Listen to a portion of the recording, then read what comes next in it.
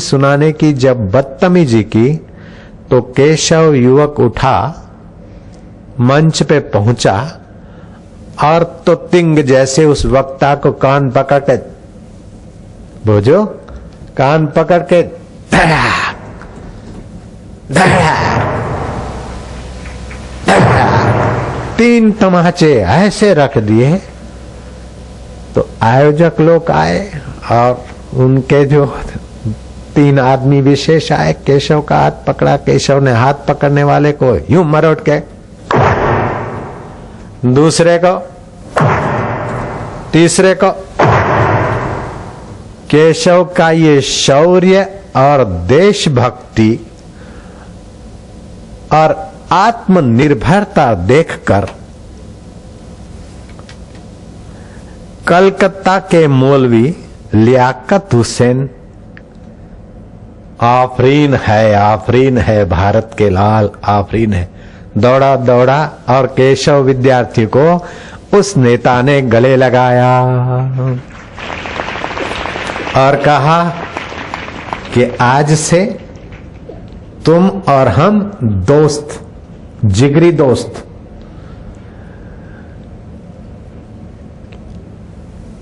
और मेरा कोई कार्यक्रम होगा तो मैं आपको बुलावा दूं, आप आओगे? केशव ने कहा क्यों नहीं भैया, हम सभी भारतवासी हैं और इंसानियत के पुकार पर सभी एक दूसरे से कंधा मिलाकर चलेंगे। जब वो लियाकत अली कार्यक्रम करता और केशव को बुलाता तो केशव अपने विद्यार्थियों सहित भगवा ध्वज लेकर उनके सरघस में जाता, वंदे मातरम आदि गुंजाते। हिंदू चाहे मुसलमान चाहे अंग्रेज, लेकिन सबकी गहराई में तो वो परमात्मा है। परमात्मा के नाते सबका मंगल चाहना और उस मंगल के खिलाफ कोई चलता है तो लोहा लेने की शक्ति अपने में रखना, ये भारतीय संस्कृति का उद्देश्य है, दृष्टि है। ऐसा हमारे धर्म ग्रंथों में नहीं बताया कि खाली वाहिगुरु वाहिगुरु वाहिगुरु जपते जाओ अथवा सीताराम सीताराम जपते जाओ ना। जिस वक्त देश की, बहू बेटी की और मानवता की सेवा करने के लिए जो रुख अपनाना पड़े, नीति धर्म शास्त्र के अनुसार वो कदम उठाना चाहिए। भगवान वेदव्यास ने किसी प्रश्न के उत्तर में कहा कि धर्म, मनुष्य की उन्नति किसमें होगी भगवान आप बताएं। भगवान वेदव्यास ने कहा शास्त्र के अनुसार आचरण करे, शास्त्र के अनुसार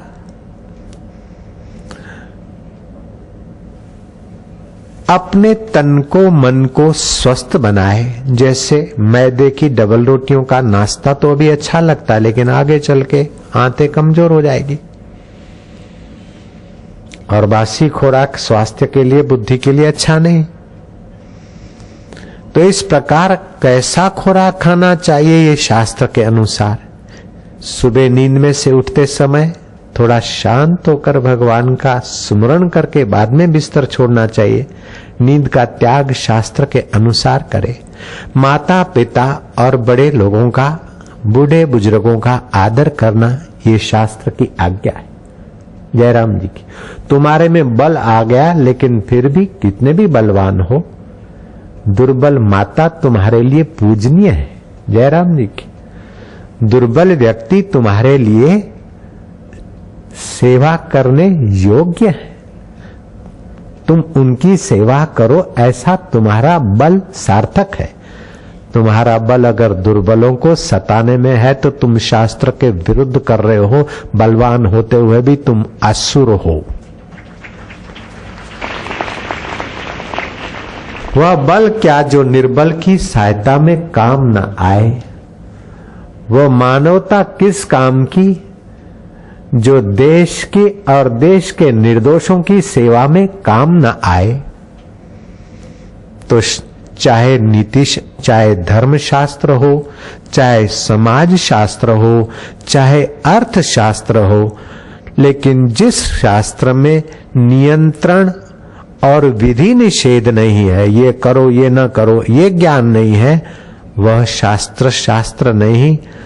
मानवीय लोक मंगल की भावना से जो नहीं भरा वो ग्रंथ सदग्रंथ नहीं। मैं फरीद, बाबा फरीद की मां को धन्यवाद दूंगा, जयराम जी की, और मैं सिख धर्म के उन सपूतों को खूब खूब स्नेह करूंगा कि उन्होंने कोई कोर कसर या राग द्वेष नहीं रखा। बाबा फरीद के वचन अपने गुरु ग्रंथ साहिब में लिखे पड़े हैं, किसी को विश्वास न हो तो जाकर देख ले। बाबा फरीद की मां बाबा फरीद को वो बाबा नहीं था, वो बच्चा था तब की बात है।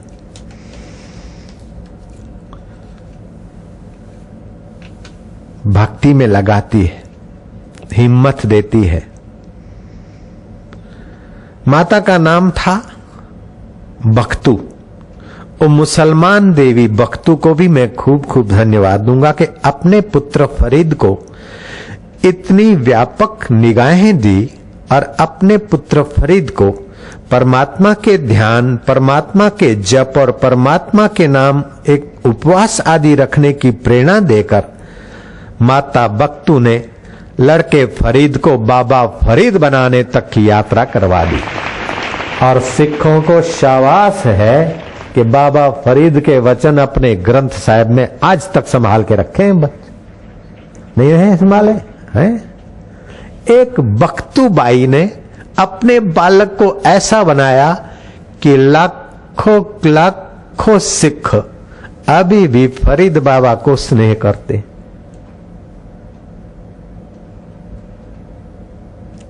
तो माताओं में कितनी योग्यता, कितनी शक्ति। ऐसे ही ऋतध्वज राजा की पत्नी मदालसा रानी ने अपने एक बेटे को नहीं, सभी बेटों को ब्रह्मज्ञानी बना दिया। विक्रांत नाम के बेटे को ब्रह्मज्ञानी बनाया। वो राजपाट की आसक्ति छोड़कर एकांत में समाधि लगाने में चला गया। सुपहु को, अरिमर्दन को, आखिर पति ने कहा तू सारे बेटों को ब्रह्मज्ञान की लोरियां दे देकर ऐसा तो ज्ञान भर देती है कि उनको मोह माया और संसार भोग की वासना ही नहीं होती, तो आखिर मेरा राज कौन संभालेगा? ओ जरा तो ख्याल कर, ओ भगतानी, ओ जरा तो सोच विचार कर। सारों को भगवान का, अकाल पुरुष पर ब्रह्म का ज्ञान दे दिया, सारे ब्रह्म ज्ञानी मुक्त कर दिए। एक बेटे को तो थोड़ा अधूरा ज्ञान दे। रानी मदालसा ने पति की बात को थोड़ा ध्यान में लिया। बेटे को ब्रह्म ज्ञान तो दिया लेकिन थोड़ा अधूरा दिया ताकि संसार में भी लगा रहे।